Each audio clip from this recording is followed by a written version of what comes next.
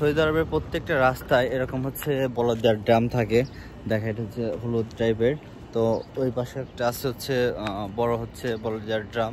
তো সৌদি আরবে হচ্ছে আমরা রুমের বাইরে এগুলো থাকে, রুমের যেগুলো ময়লাগুলো আমরা হচ্ছে যাতে বাইরে ফেলাই এর জন্য হচ্ছে রুমের নিচে দিয়ে রাখে।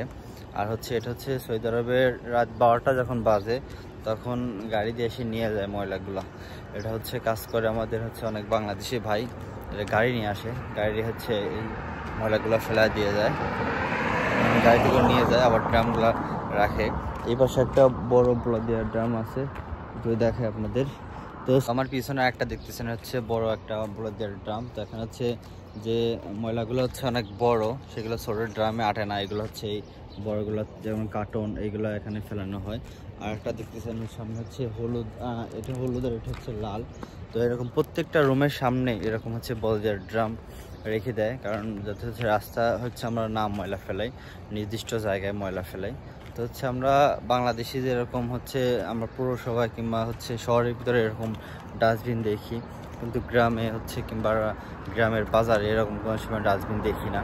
তো আসলে এগুলো ডাস্টবিন হলে আমাদেরই ভালো, আমাদের হচ্ছে পরিবেশটা অনেক সুন্দর থাকে। সৌদি আরবে কিন্তু এই জিনিসটা অনেক হচ্ছে ওরা মেনটেন করে, রাস্তাঘাট হচ্ছে পরিষ্কার করার জন্য লোক রাখছে, যারা হচ্ছে আমি একটু দেখাবো, আমি ওইদিকে যাবো। ওইদিকে হচ্ছে বাংলাদেশে অনেক ভাই হচ্ছে রাস্তা ক্লিন করতেছে। এটা হচ্ছে বাংলাদেশ থেকে ওদের ভিসা দিয়ে এখানে নিয়ে আসছে শুধুমাত্র সৌদি আরবে হচ্ছে রোড ক্লিন রাখার জন্য। তো সৌদি আরবে আসলে পরিষ্কার পরিচ্ছন্ন রাখার জন্য ওরা সর্বসময় হচ্ছে চেষ্টা করে।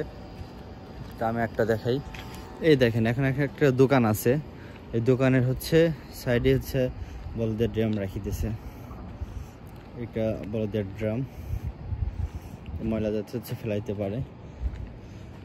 আর এইগুলো হচ্ছে এখনো কাজ চলতেছে, এই জন্য বাড়ির সামনে ওই সামনে একটা আঁকছে।